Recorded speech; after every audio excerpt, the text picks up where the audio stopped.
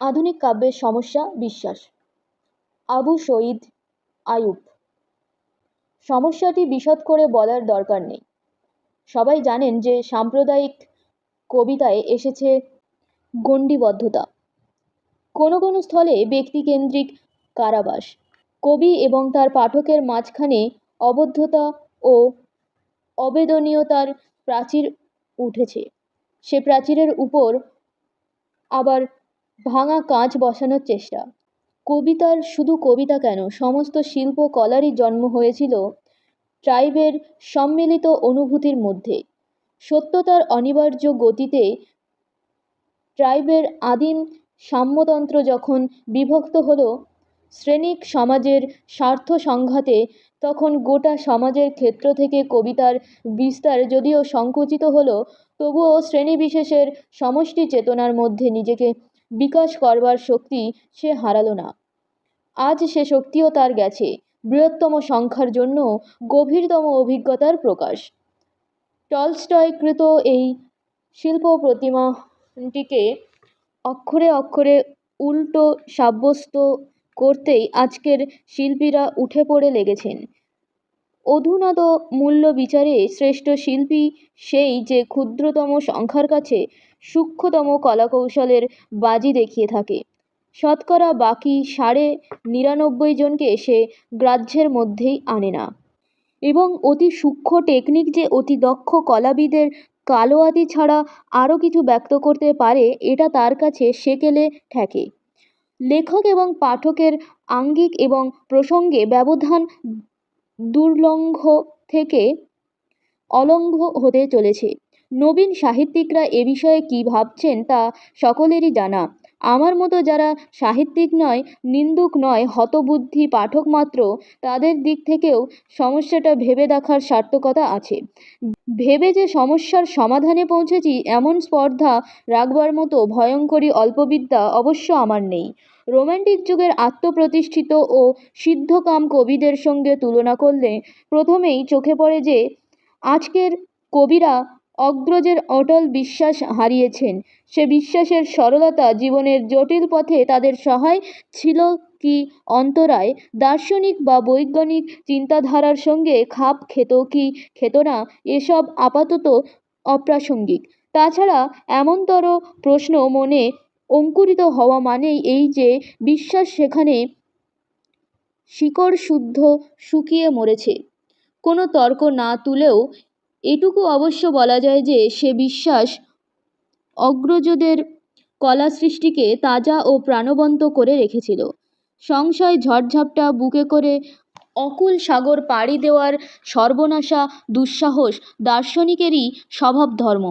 শিল্প সৃষ্টির পক্ষে এ অবস্থাটা কিন্তু অনুকূল নয়। একেবারে অবিশ্বাসী মন যে একেবারে রসবর্জিত অনুর্বর বিশ্বাসে মিলয়ে কৃষ্ণ কিনা সে বিষয়ে উচ্চবাচ্য করা আমার মতো অহিন্দু আর অভক্তের মুখে মানায় না। কিন্তু বিশ্বাসে যে কৃষ্ণের বাঁশি মিলয় কাব্যের ইতিহাসে তার প্রমাণের অভাব নেই। সুধীন্দ্রনাথ দত্ত লিখেছেন, ঘুণ ধরা হাড়ে যেন লাগে উষ্ণ পুষ্ট জ্যেষ্ঠদের তৈলসিক্ত মেদ। এটা হলো অভিমানের কথা।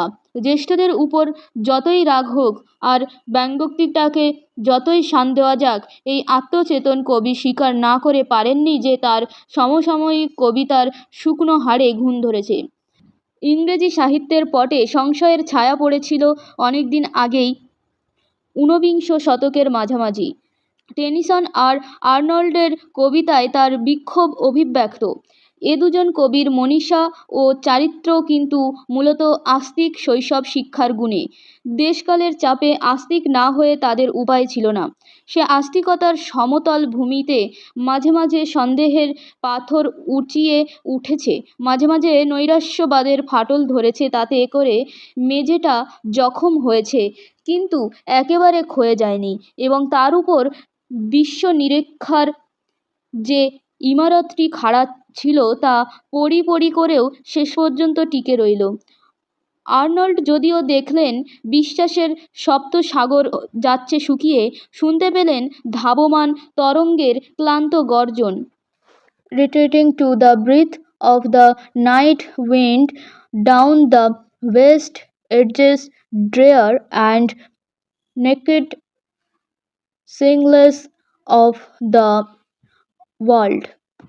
কিন্তু হারানো বিশ্বের অসীম সমুদ্র যতই তলিয়ে যাক, কবির অন্তর তার অদৃশ্য তটরেখার নাগাল পায়। কখনো বা রাত্রির তারা ভরা নিস্তব্ধতায় দুরাগত মৃদু মর্মধ্বনি কানে এসে বাজে। বিষাদের গুরুভার মুহূর্তের জন্য হালকা হয়ে যায়। টেনিসন অন্তরতম বন্ধু হ্যালামের অকাল মৃত্যুতে আত্মহারা হয়ে যদিবা সমস্ত বিশ্বব্রহ্মাণ্ডকে ভাবলেন a monster than a dream, a discord dragons of the prime, that tear is other in their slime. কিন্তু শোকের তীব্রতা উপশমিত হলে তার দুঃস্বপ্ন গেল কেটে। স্মরণিক কাব্যের শেষ স্তবকে তিনি নিঃসংশয়ে জানলেন যে যাবতীয় সৃষ্টি ছুটে চলেছে এক পরমার্থ দিব্যধামের অভিমুখে, যেখানে আছে প্রেম এবং প্রেমের ঈশ্বর এবং সেই ঈশ্বরের শাশ্বত সুন্দর বিধান। এই জ্যেষ্ঠ কবিদ্বয়ের কাব্যময় ভঙ্গুর নাস্তিকতার সঙ্গে আধুনিক রূঢ় নিরেট নাস্তিকতার কোনো তুলনা হয় না। আধুনিক ইউরোপের সবচেয়ে বড় কীর্তি হচ্ছে প্রাকৃত বিজ্ঞান, এবং প্রাকৃত বিজ্ঞানের সবচেয়ে প্রখর সাফল্য ঘটেছিল সেই সপ্তদশ শতকে, যাকে প্রতিভার শতক বলে অভিহিত করা হয়। স্বভাবতই প্রতিভা প্রায় সব কটাই বৈজ্ঞানিক। অষ্টাদশ শতকের প্রারম্ভে দেখা গেল যে এই নববিজ্ঞানের প্রতিষ্ঠা নির্দ্বন্দ্ব এবং এতদূর সর্বময় যে নিতান্ত অবৈজ্ঞানিক চিত্তেও এক ধরনের বৈজ্ঞানিক মনোভাব পরিশ্রুত হয়ে পড়েছে। সে মনোভাবের গোড়ার কথা এই যে জড় প্রকৃতির জীবজগৎ মানব সমাজ সর্বত্রই এক অখণ্ড নিয়মের রাজ্য, সমস্তই সুবিন্যস্ত ও সুসজ্জিত। সেই সজ্জাই যেন তখনকার আর্টে বর্তেছে, বিষয়বস্তুকে করেছে কেতাদুরস্ত, আঙ্গিক হয়েছে ছাঁচে ঢালা এবং প্রথাসম্মত। এই বৈজ্ঞানিক মনোভাবকে পদার্থ বিজ্ঞানের ফল না বলে তার মূল বলাই সঙ্গত। হিউমের তীক্ষ্ণ বিশ্লেষণে বেরিয়ে পড়ল যে প্রকৃতির নিয়মানুবর্তিতায় বিশ্বাস বিশুদ্ধ যুক্তির সূত্র ধরে প্রমাণিত হয় না, প্রত্যক্ষ অভিজ্ঞতায়ও তার কোনো ভিত্তি নেই। ওটা বিজ্ঞানের সিদ্ধান্ত নয়, স্বীকার্য মাত্র। হোয়াইটহেড মনে করেন এ বিশ্বাস মধ্যযুগীয় ভগবৎ বিশ্বাসেরই রূপভেদ, যুগধর্মের তাগিদে পরলোক থেকে ইহলোক নেমে এসেছে মাত্র।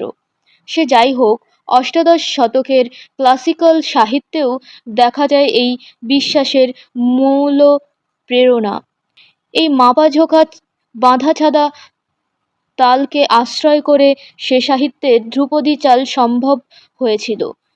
অভিজ্ঞতা বা যুক্তির ভূমিতে এ বিশ্বাসের ভিত্তিহীনতা প্রতিপন্ন করলেও হিউম তাকে টলাতে পারলেন না। শিক্ষিত জনসাধারণের চিত্ত থেকে নববিজ্ঞানের দীপ্তিচ্ছটা তখন চোখে ধাঁধা লাগিয়েছিল। হিউমের ভূত কিন্তু বিজ্ঞানের কাঁধে চেপেই রইল।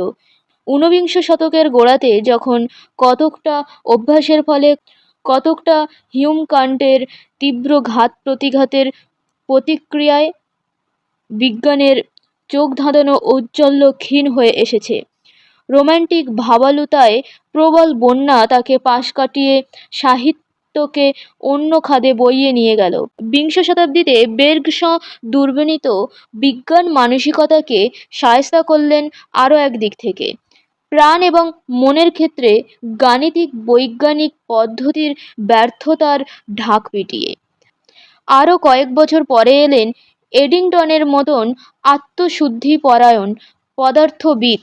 ফলে পদার্থবিজ্ঞান তার বহু বিস্তৃত নিয়মানুবর্তিতার জালটাকে নিজের তরফ থেকে এবং নিজের গরজেই গুটিয়ে নিতে ব্যস্ত হয়ে পড়ল। প্রকৃতির অখণ্ড যন্ত্ররূপকে এখন বৈজ্ঞানিকেরা স্বয়ং অবিশ্বাস করতে আরম্ভ করেছেন। সাহিত্যিকরা তো 19 শতকেই তার কায়েমি সত্ত্বের বিরুদ্ধে নালিশ জুড়েছিলেন। এবার তাকে সাহিত্যের এলাকা থেকে সম্পূর্ণ বেদখল করা হলো। রোম্যান্টিসিজমের পেছনে ছিল স্বভাবচালিত মানুষের, অর্থাৎ আধুনিক সমাজ ও রাষ্ট্রের কৃত্রিমতা থেকে শৃঙ্খলমুক্ত মানুষের শুভবুদ্ধি ও সদিচ্ছার উপর আস্থা। অষ্টাদশ শতাব্দীর ধনবৈজ্ঞানিকরা অবশ্য আগেই দেখিয়েছিলেন যে মানুষের মূল প্রবর্তনা হচ্ছে স্বার্থসিদ্ধি, পরহিতৈষণা নয়।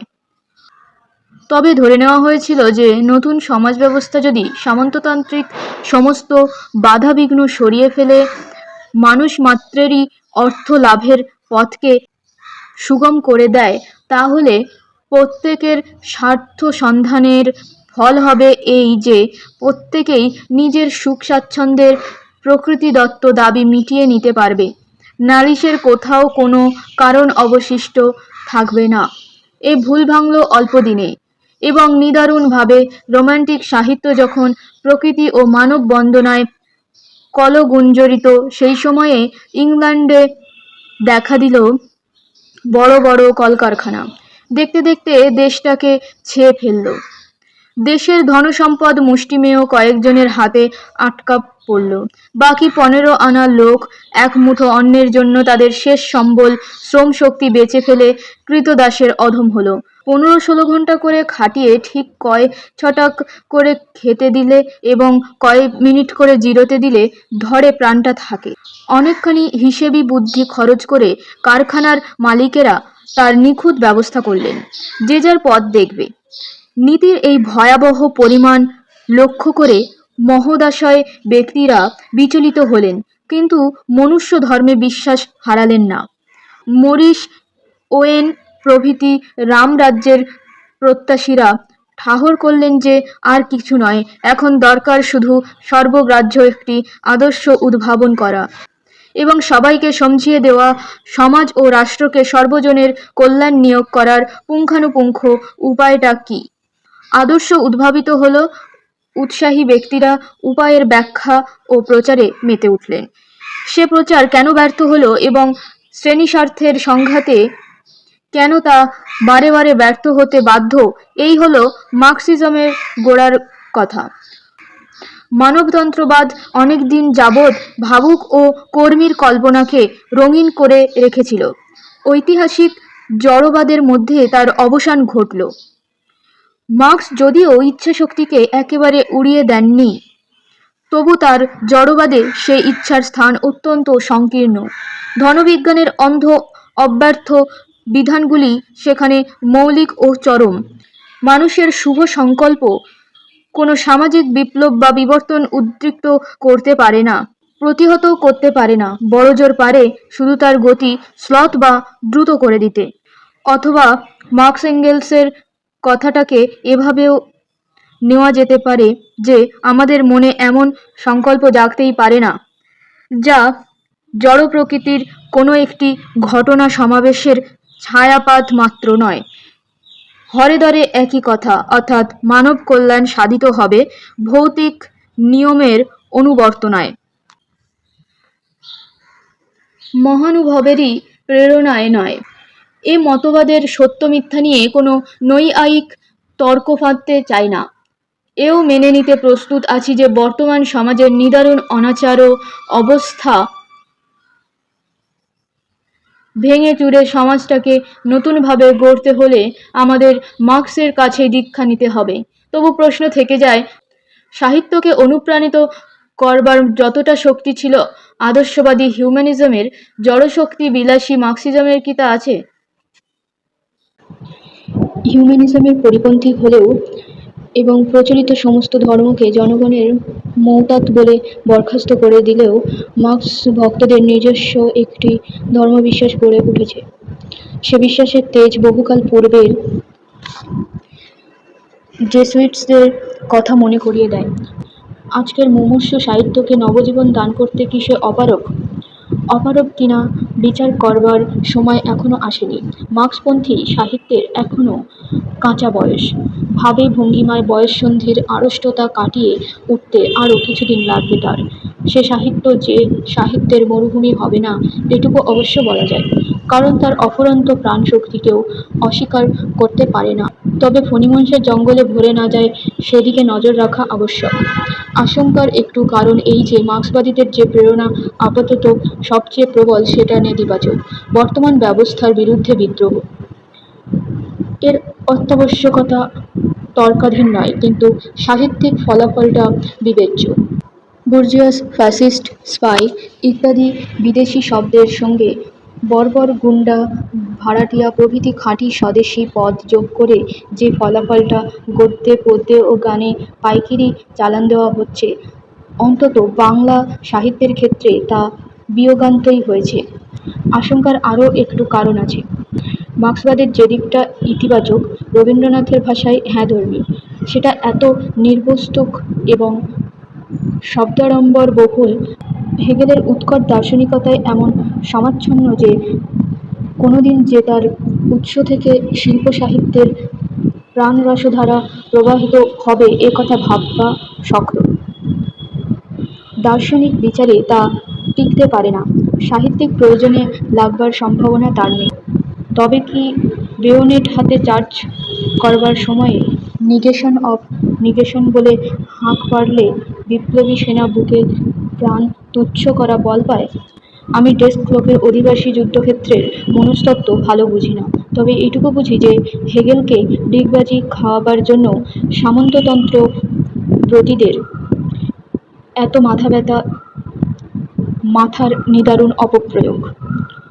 ও কথাটা পেশাদার দার্শনিকের অবসর বিনোদনের জন্য ছেড়ে দিলেই ভালো হতো। মার্ক্সবাদের মতবাদ যখন বায়ুর উপরিস্তর থেকে কঠিন ভূমিতলে নেমে আসবে, আমাদের দেশেও সোভিয়েত ইউনিয়নের মতো বিস্তীর্ণ ক্ষেত্র জুড়ে এক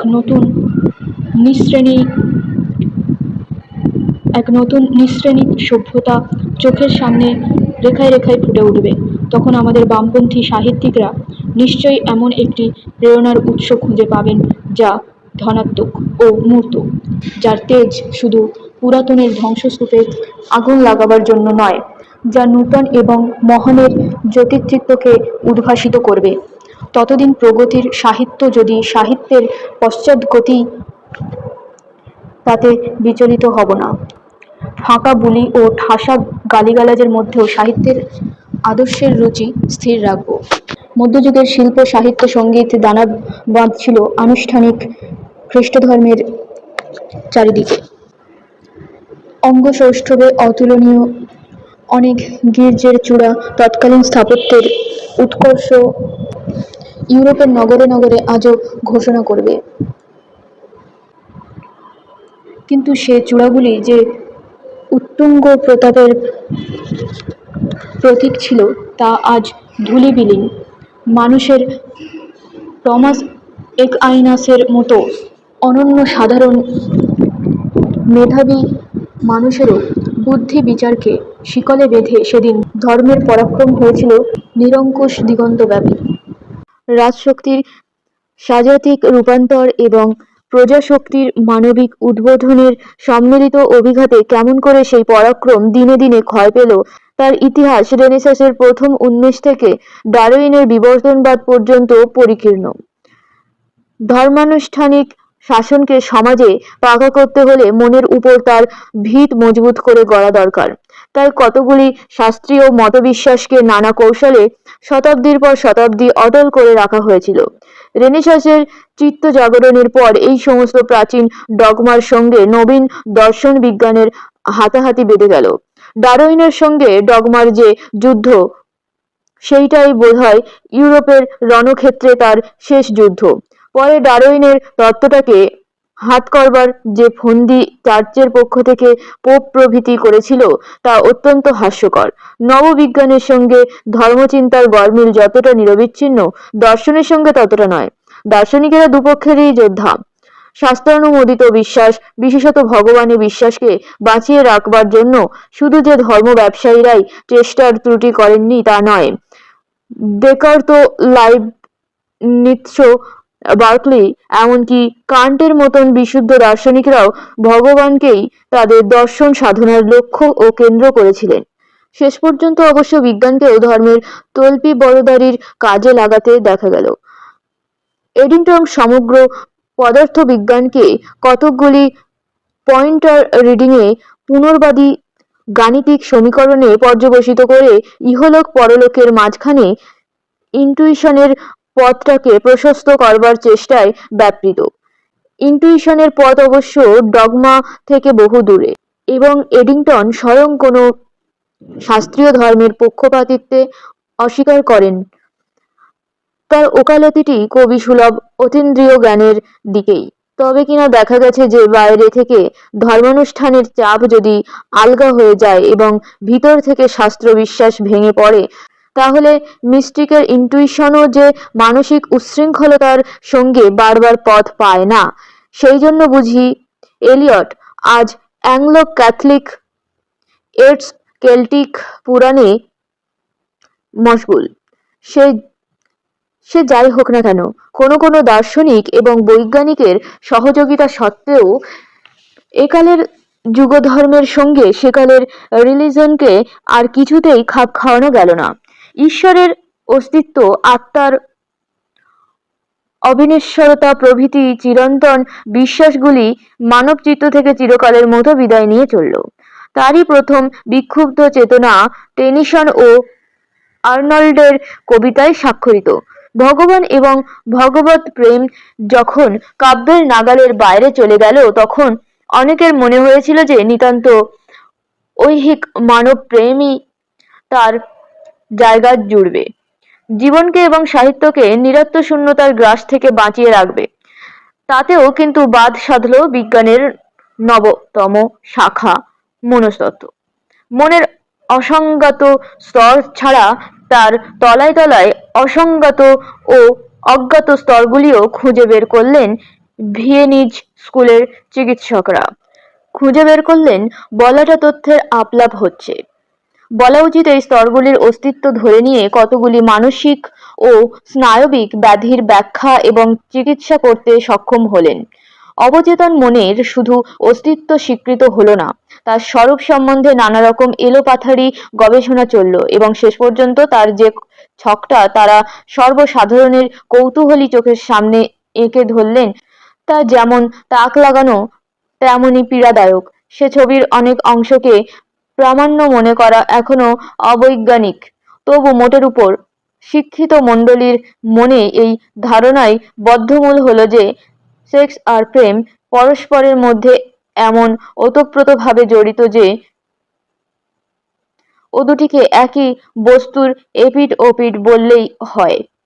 শেলি কিংবা রবীন্দ্রনাথ প্রেম সম্বন্ধে যে অশরীরী প্রায় অবঙ্গ মনোগোচর ইন্দ্রজাল রচনা করে রেখেছিলেন, তা যেন এই মনোবৈজ্ঞানিক বিশ্লেষণের ফুঁয়ে উবে গেল।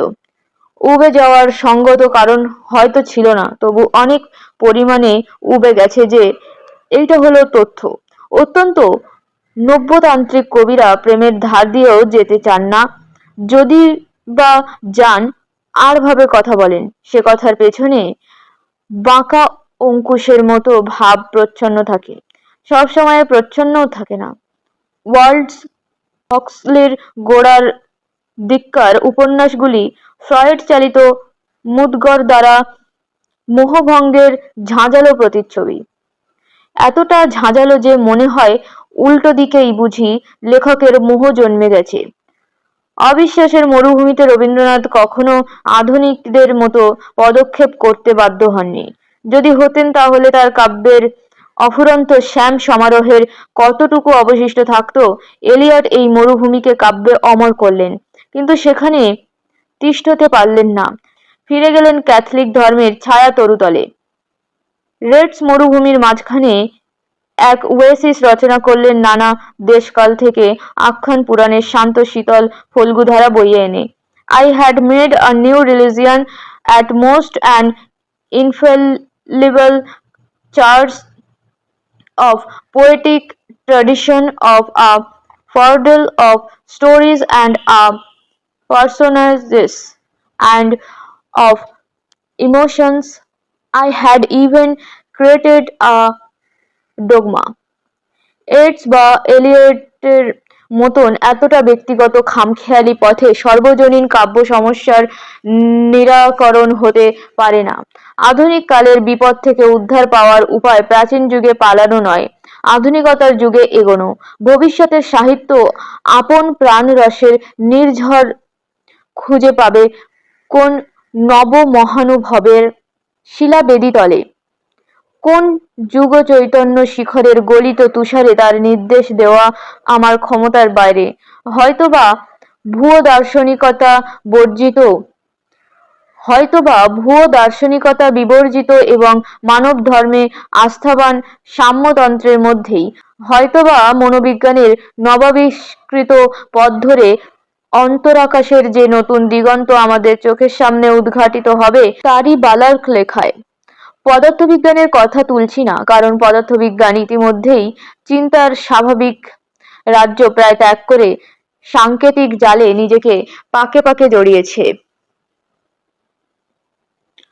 অসম্ভব নয় যে উচ্চাঙ্গ গণিতের মতন মনের উপর থেকে তার প্রভাব জীবনের উপর থেকে নয়, কেননা ফলিত পদার্থবিজ্ঞান তো রইলই, ক্রমশ মিলিয়ে যাবে। এমনও হতে পারে যে মানুষ তার ঋত বিশ্বাস আর ফিরে পাবে না, তার উদ্যস্ত জিজ্ঞাসা অরণ্যে পর্বতে প্রান্তরে শুধু ঘুরে বেড়াবে, কোনো পত্র নিবিড় উপত্যকায় গিয়ে বলতে পারবে না যে এই তার আপন দেশ। এরই শ্যাম তৃণস্পর্শে আছে বিশ্রামের আমন্ত্রণ। তবে কি কাব্যের ঐতিহ্যে এইখানে পূর্ণচ্ছেদ পড়ল? আধুনিক কবিতার মরুযাত্রী কারওয়ান রওনা হলো চিরাগত কাব্যের সেই প্রান্ত সীমানা থেকে, যেখানে এসে তার শ্যামলিমা নিঃশেষ হয়েছে, তার প্রাণ প্রবাহ চিরকালের মতো শুকিয়ে গেছে। বনাকীর্ণ শ্যামল রুদ্র কম্পিত তরঙ্গ তোমার পট দুরান্তে হলো লীন, ছিল ঝর্ণার প্রাণমঞ্জির বাহিনী, নেই। কিন্তু একে মরুযাত্রী বা বলি কেমন করে? আগের শ্যামলতা, আগের কোমলতা যদি হারিয়ে থাকে কবিতা, তার বদলে সে এমন কিছু পেয়েছে যা তপ্ত বালির মরীচিকা মাত্র নয়। কোমলতা হারিয়ে সে পেয়েছে মাংসপেশি, দৃঢ় নির্ভীক অঙ্গ সঞ্চালন শক্তি। ঋতশ্বাস কবিরা কিছুকাল ধরে বক্তব্যের কথা ভুলে কেবল আঙ্গিকের তাল ঠুকতেই ব্যস্ত। ব্যাপারটা দেখতে শোভন হয়নি, এবং এই দাও কষাকষির ফল অন্তত বাংলা সাহিত্যে এই হয়েছে যে কবিতা পড়বার আগ্রহই লোকের মন থেকে নির্মূল হয়ে গেছে। আধুনিক কবিতা লেখে না, অথচ পড়ে, এবং পড়ে গালাগাল দেওয়া ছাড়া অন্য কোনো প্রতিক্রিয়া মনে জাগে এমন সংজ্ঞা বিশিষ্ট ব্যক্তি আমি একজন, সম্ভবত একমেবাদ্বিতীয়ম। তবে আঙ্গিকের ওপর ঝোঁকটা একেবারে ব্যর্থ যায়নি। আগেই বলেছি, তাতে করে কবিতাকে মাংসপেশাল করেছে। তাছাড়া ইনিয়ে বিনিয়ে পাতার পর পাতা টেনে নিয়ে কাব্যবস্তুকে পাতলা করে দেওয়ার বিরুদ্ধে আধুনিকতার বিধান করা।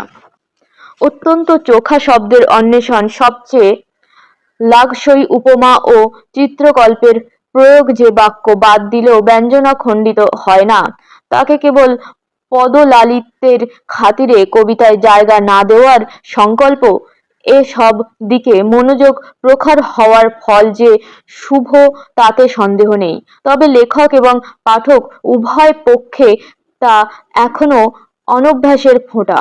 আধুনিক কবিতায় আশ্বাস রাখবার আরেকটি কারণ দেখতে পাচ্ছি। ঊনবিংশ শতকের শেষ পর্যন্ত কাব্যের পরিধি ছিল সংকীর্ণ প্রেম, ভগবৎ ভক্তি, প্রকৃতি সম্বন্ধে উচ্ছ্বাস, এই ধরনের চিরন্তন ও চিরাগত কয়েকটি হৃদয়াবেগের মধ্যে আবদ্ধ। সে পরিধি বেড়া আজ ভেঙেছে। এমন কিছু নেই যা এখন কাব্যের ভোজে অপংক্তেয়। বিশেষ করে লক্ষ্য করবার কথা এই যে, কবিতা আজ বিশুদ্ধ হৃদয়াবেগের সীমানাও ছাড়িয়ে যেতে প্রস্তুত। যাকে বলা যায় মানবিক প্রসঙ্গ, তার সঙ্গে কবির ভাসুর ভাদ্র বউয়ের সম্পর্ক ঘুচেছে। অবশ্য সংখ্যা বেদান্তের তত্ত্বের প্যাঁচ কিংবা রাজনীতির অনুজ্ঞাকে কাব্যের পাতমোড়া দিয়ে পরিবেশন করবার চেষ্টা আজ হাস্যকর। কিন্তু আমাদের এমন কোনো চিত্তজাগরণ বা বিশ্ব নিরীক্ষা যার মধ্যে চিন্তা ও বেদনা সমানে মিশেছে, যাতে কর্মপ্রেরণারও সঙ্গম ঘটেছে। কবিতায় তার সম্যক প্রকাশের পথ ঊনবিংশ শতকের চেয়ে অনেক বেশি প্রশস্ত হয়েছে আজ। অর্থাৎ মানুষের ভগ্নাবশেষ নিয়ে কবিতা আর ক্ষান্ত নয়, সম্পূর্ণ মানুষের সঙ্গে তার কারবার পাতা হলো। এতক্ষণ কবিতা বলতে লিরিক কবিতায় বুঝেছি। এই লিরিকের ক্ষুদ্র পরিসরের মধ্যে ড্রামা এবং এপিকের বিশালতা ও বৈচিত্র্য আনতে চান এ যুগের কবি। অপরপক্ষে আটপৌরের জীবনের তুচ্ছাতিতুচ্ছ ভাবনা বেদনা তাতে স্থান পেয়েছে। সামাজিক অর্থনৈতিক পরিবেশের অনেক কিছু যা এতদিন অন্তজ অস্পৃশ্য ছিল তাকে যাতে তুলে নেওয়া হয়েছে। তাই একদিকে যেমন লিরিকে আসছে মহাকাব্যের বিশালতা, অন্যদিকে তেমনি প্রবেশ করছে উপন্যাসের প্রাত্যহিকতা। কবিতা আজ সমস্ত গতানুগতিক সীমানা ছাড়িয়ে চলেছে। তার এই দীপ্ত অভিযান সম্বন্ধে বিচার করবার দিন এখনো আসেনি। সিদ্ধি নয়, সাধনাই এখনো তার সামনে রয়েছে। আধুনিক কবি যেন পরীক্ষাগারের বৈজ্ঞানিক। পরীক্ষা চলছে নানা রাসায়নিক উপাদানের। ছন্দ, ছন্দমুক্তি, রস, সমিল ও অমিল পংক্তির, উদ্ধৃত খণ্ডিত বিপর্যস্ত বাক্যের, আচমকা উপমার, আজগুবি অনুষঙ্গের, অনভ্যস্ত প্রতীকের। এবং সবচেয়ে বড় পরীক্ষা চলছে সেই কবিতা লক্ষ্মীর প্রাণ প্রতিষ্ঠার জন্য, যাকে শুধু কল্পনা ও অনুভূতির মধ্যে পেলেই পাওয়া শেষ হবে না, যাকে আমরা বলবো হব আমিতে মনসা মন, ইহেমান গৃহান উপযুজুবান এহি।